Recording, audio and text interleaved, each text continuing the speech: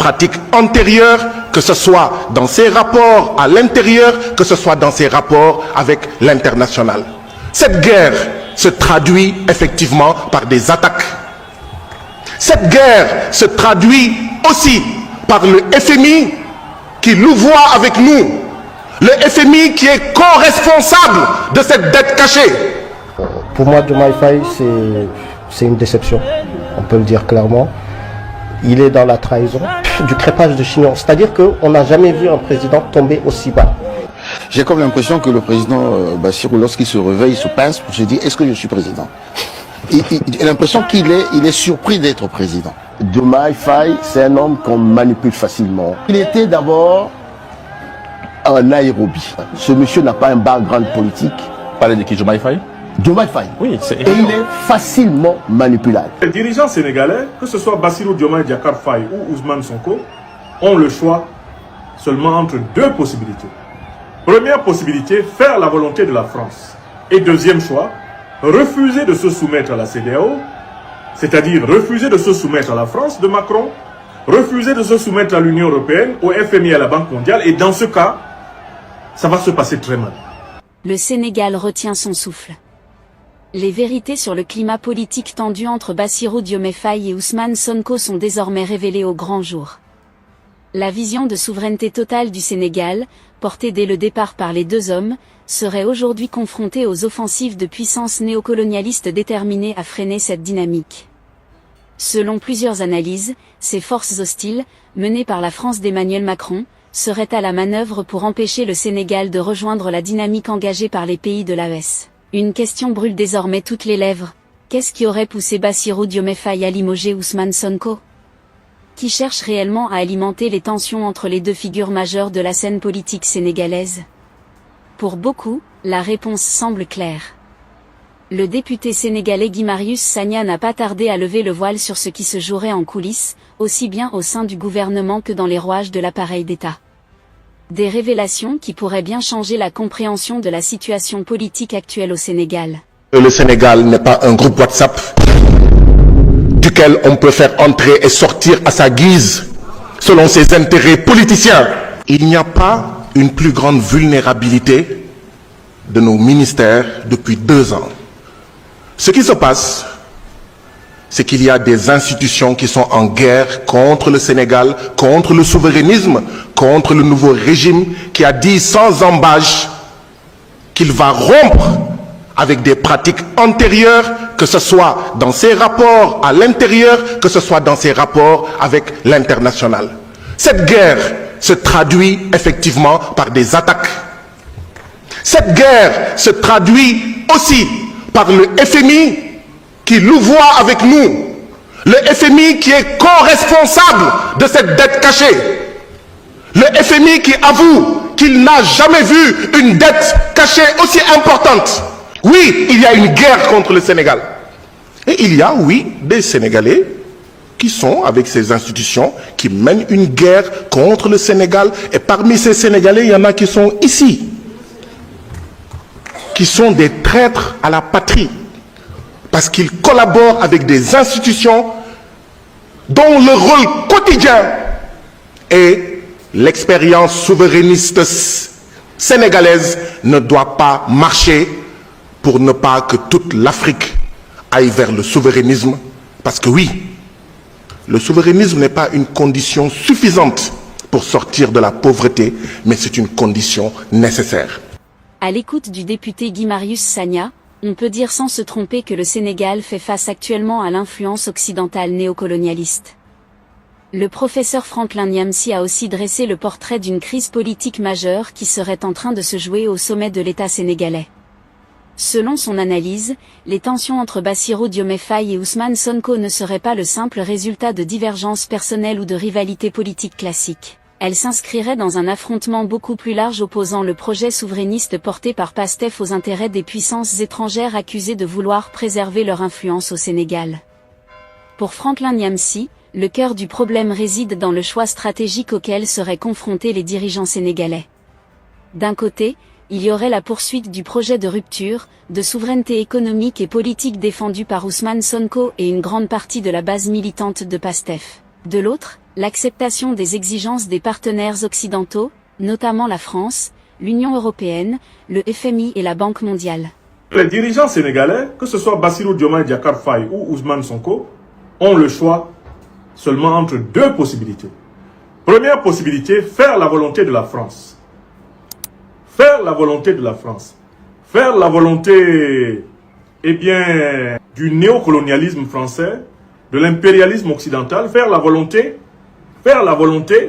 eh bien, des institutions financières internationales qui sont sous le contrôle de l'Occident. Premier choix. Et deuxième choix, refuser de se soumettre à la CEDEAO, c'est-à-dire refuser de se soumettre à la France de Macron, refuser de se soumettre à l'Union européenne, au FMI et à la Banque mondiale, et dans ce cas, ça va se passer très mal. Donc, voilà les deux choix que Christophe Boisbouvier place devant, eh bien, Diomaye et Sonko. Or, en fait, par rapport à ces deux choix, le choix de se soumettre à la CEDEAO, le choix de se soumettre à Emmanuel Macron, le choix de se soumettre au FMI ou à la Banque mondiale, tout le monde voit très bien que c'est le choix de l'actuel président de la République du Sénégal, Bassirou Diomaye Diakhar Faye. Mais il y a un problème, c'est que Bassirou Diomaye Diakhar Faye n'a pas de majorité parlementaire pour appliquer ce choix, car il a été élu sur le projet panafricaniste de PASTEF. Par conséquent, Bassirou Diomaye Diakhar Faye ne peut pas sauver la France-Afrique. Écoutez-moi bien, Bassirou Diomaye Diakhar Faye ne peut pas sauver la France-Afrique dans le système politique sénégalais parce qu'il n'a pas de majorité parlementaire qui lui soit acquise.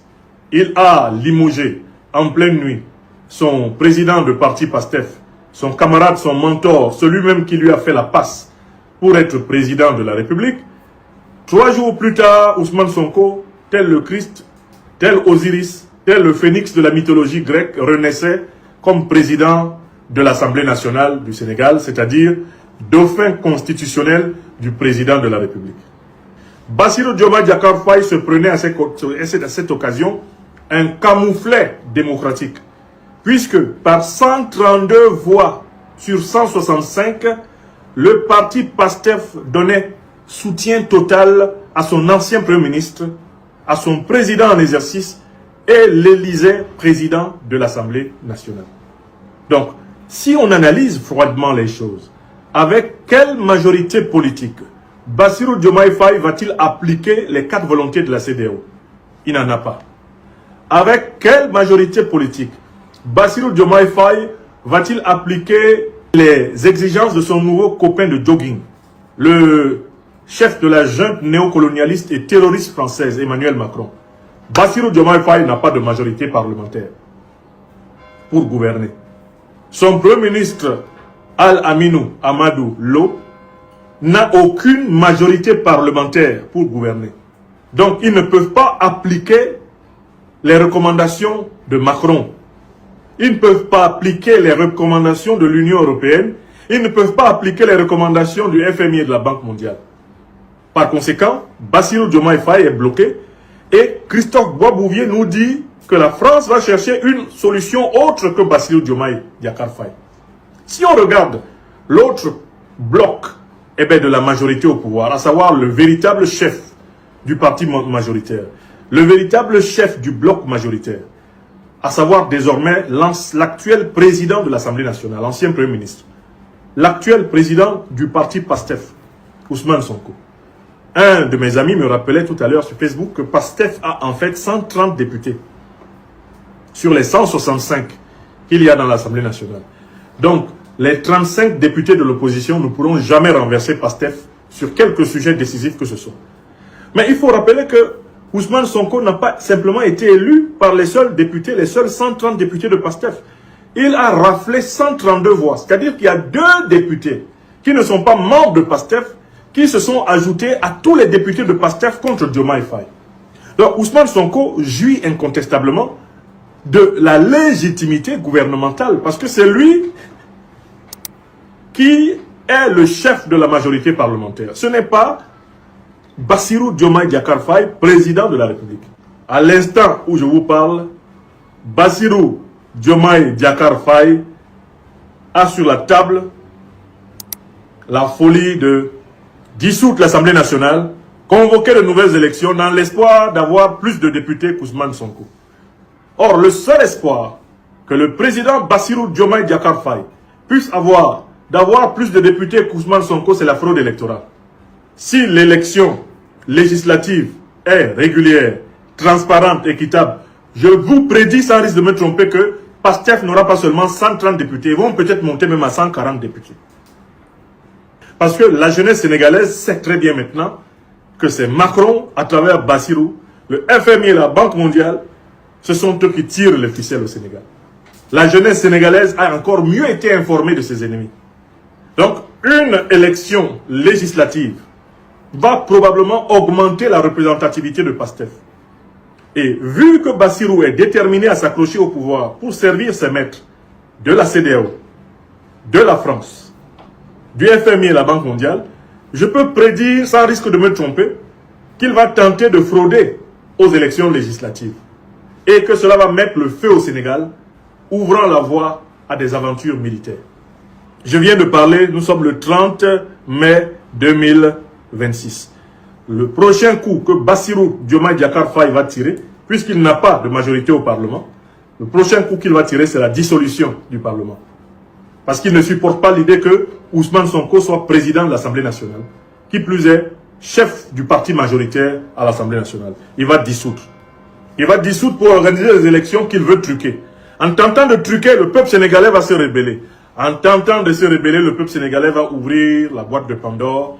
Et c'est là qu'on va tenter de mettre en œuvre le coup d'État France-africain. J'ai parlé. Nous sommes le samedi 30 mai 2026. Avant, quand je parlais, il y a des gens qui me disaient que je n'ai rien à dire, que ce que je dis n'a rien à voir avec la vérité. Souvenez-vous que tout ce que j'ai dit s'est accompli à plus de 100%. Et notez ce que j'ai dit aujourd'hui. Bassirou Diomaye Diakhar Faye va signer bientôt un décret de dissolution de l'Assemblée nationale, convoquer des élections législatives. Il va essayer de les truquer. Et c'est là qu'il va tomber. Mais Bois-Bouvier nous a prévenu que quand Bassirou tombera, Sonko aussi tombera. C'est-à-dire que c'est un coup d'état militaire qui arrive. Dans cette lecture des événements, Bassirou Diomaye Faye serait progressivement devenu le point d'appui d'une ligne plus conciliante avec les institutions internationales, tandis qu'Ousmane Sonko incarnerait la continuité du projet panafricaniste et souverainiste qui a conduit PASTEF au pouvoir. Cette opposition expliquerait, selon Niamsi, la dégradation spectaculaire des relations entre les deux hommes. L'universitaire insiste également sur un élément qu'il considère comme fondamental, la question de la légitimité politique. Selon lui, même si Bassirou Diomaye Faye demeure le président de la République, la véritable force politique se trouverait désormais autour d'Ousmane Sonko, présenté comme le leader incontesté de la majorité parlementaire et de la base militante. Cette situation créerait un déséquilibre institutionnel inédit où le pouvoir exécutif et le centre de gravité politique du pays ne seraient plus totalement alignés. L'autre point central de son analyse concerne l'influence extérieure. Franklin Niamsi estime que les puissances occidentales observeraient avec inquiétude toute tentative du Sénégal de s'engager dans une trajectoire comparable à celle revendiquée par certains États de l'AES. Dans cette perspective, les tensions internes au sein du pouvoir sénégalais seraient exploitées pour affaiblir le camp souverainiste et favoriser des orientations plus compatibles avec les intérêts géopolitiques et économiques occidentaux. Selon lui, les institutions internationales, les réseaux de la France-Afrique et certains acteurs diplomatiques joueraient un rôle déterminant dans les recompositions actuellement observées au Sénégal. Il considère que la bataille politique qui oppose aujourd'hui les partisans de Diomaye Faye et ceux d'Ousmane Sonko dépasse largement les frontières sénégalaises et s'inscrit dans une lutte d'influence internationale autour de l'avenir stratégique de l'Afrique de l'Ouest. Enfin, Franklin Niamsi formule une prédiction particulièrement alarmante. Il estime qu'une éventuelle dissolution de l'Assemblée nationale pourrait ouvrir une nouvelle phase de confrontation politique. Selon son analyse, toute tentative de remise en cause de l'équilibre actuel des forces risquerait d'accentuer les tensions sociales et institutionnelles, avec des conséquences potentiellement graves pour la stabilité du pays. Ainsi, à travers ses déclarations, Franklin Niamsi présente la crise entre Bassirou Diomaye Faye et Ousmane Sonko comme l'expression